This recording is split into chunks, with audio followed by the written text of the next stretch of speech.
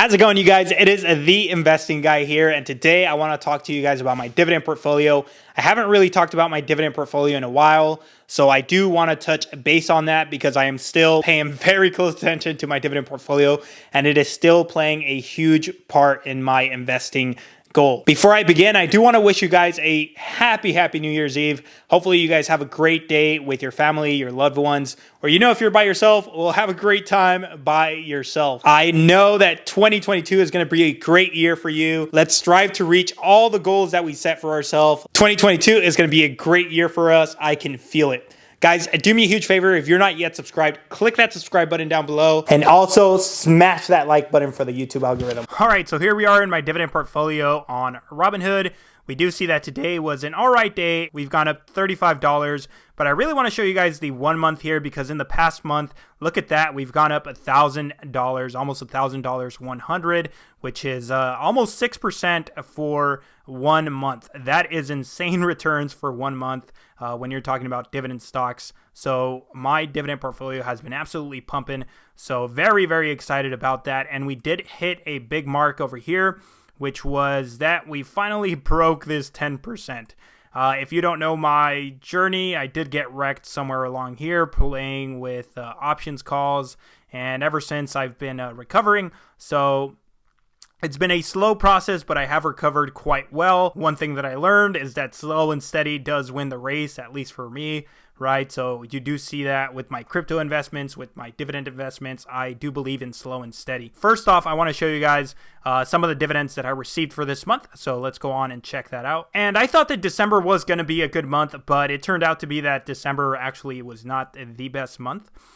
So let's check out what happened here. I do hold a lot of different companies, around 80. So I do get a lot of dividend payments. So I'm not going to highlight every single one of them. It would take forever. I'm going to go ahead and highlight some of the big ones. I'm not going to count QYLD or RYLD just because this was supposed to be for the month of November, which kind of, I did count these for the month of November, so I'm not going to count these into the tally, which really brought down our December dividend payment because, again, QYLD and RYLD will not pay us for December.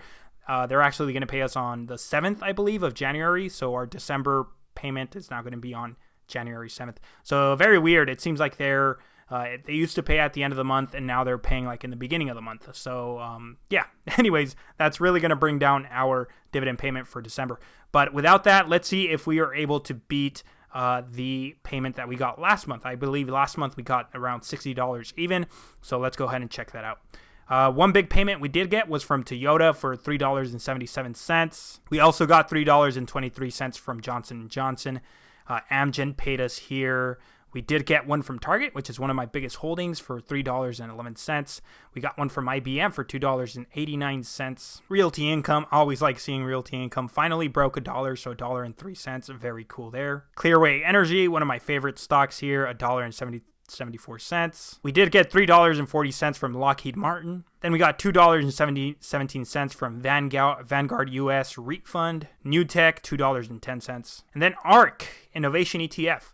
I do like the ARK Innovation ETF. They did pay us 88 cents. So not a lot of people know that they pay a dividend, but like I said, it's a very minimal, but they did pay us that there. And then the last one that we did receive for December was from the S&P High Dividend Low Volatility ETF. So they paid us 67 cents. Yeah, so this was the last one that I'm going to count for the month of December. I'll go ahead and tally that up, and then at the end of the towards the end of the video, I will show you guys how much we got in total. But I do want to show you guys another thing, all right, guys? If you guys didn't know, I did purchase 100 shares of Energy Transfer. Ever since I bought it, it has gone down, so I have lost, I believe, about around $100, but it's okay because I've been recovering through covered calls. So I am going to go ahead and start counting the covered calls towards our monthly income. I will talk about my next goal when it comes to covered calls because I do want to buy 100 shares of another stock. That's going to be a big change that is going to be coming to this dividend portfolio. So I'm going to talk about that in just a second. But let me go ahead and show you guys what we got in terms of covered calls from this here. For this week, we got $4 for selling a covered call, then $5 for selling a covered call here. Then we got $5 more here. We got $7 here. Oh, and then we got a $2 one over here. So I'm going to go ahead and add that up. That's going to be $2, $9, $14, $19, and $23. So we got an extra $23 just from selling covered calls from Energy Transfer. So I do want to do this with another stock, so I am going to go ahead and talk about that now. The next stock that I want to do this with is Hormel. I do want to have 100 shares of Hormel so that I can do covered calls with Hormel. This is going to mean that I'm going to have to sell some of my shares in order to bring that money into Hormel. Because I am seeing that, $23 from a relatively small position is quite a bit. If I have 100 shares of Hormel, I know that that could generate me around maybe around 160, 180 per month. So that would be quite nice. What I'm going to end up doing is I am going to sell some of the shares that I am up on and that I don't want that much. Some examples are going to be Altria here, for example. I might sell some things that I think are a little bit too high, for example, Coca-Cola. I am going to sell quite a bit. I think Coca-Cola is a little bit too overpriced right now, so I'll take profits on that and bring it back down to Hormel. So I am going to rebalance this, and Hormel is going to turn into my biggest position, but I do want to start doing that ASAP so that I can be generating that income for my portfolio. And pretty much the income that I do generate from the covered calls is going to be used to repurchase those shares that I sold. So that's going to be my plan. That's going to be something that I am going to be working on next week. That means that I am going to have to sell about $4,000 worth of shares and turn that over into Hormel. That way I can start doing covered calls with Hormel. All right, so here's my little spreadsheet that pretty much summarizes everything that happened in the portfolio this month.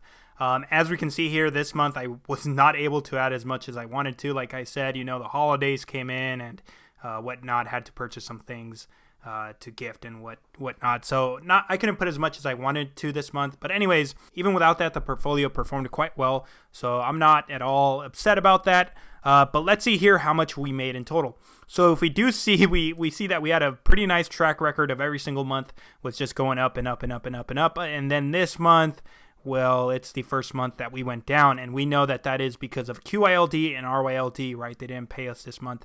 They're actually going to pay us in the first week of next month. So quite a bummer, but I know that if we would have gotten that payment, we would have completely smashed through that record here. So I know that January is probably going to be a huge month for our dividends, given that QILD and RYLD are going to pay us that month. So I know that we'll surpass 60 without a doubt.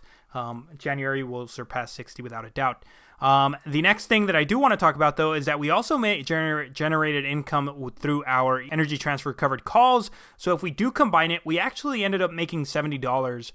The portfolio ended up making $70 for me, which is quite nice. Which is why what I want you guys to see here is that just my $800 position from Energy Transfer made half of what the rest of my portfolio made in terms of dividend. So which is why I'm quite excited to start doing this with Hormel, right? Because I see the potential here that a smaller position, I think if I do end up getting Hormel, it would be like a $5,000 position. My $5,000 position would generate much more income than the rest of my dividend portfolio. So that's my goal there.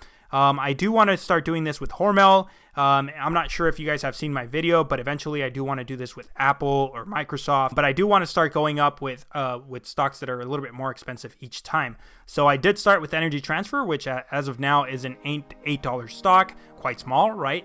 Next is going to be Hormel. Then I would do it with something like Starbucks and then Apple or something like that, right? So going up little by little each time. So that's going to be the plan there. Okay, guys, thank you so much for watching this video. If you enjoyed this or found this information somewhat informative, do me a favor and smash that like button down below. I hope that you have a great New Year's Eve and a great 2022. I know that great things are going to come for you. Like I like to say, let's go to the moon together, and I'll catch you guys on the next one.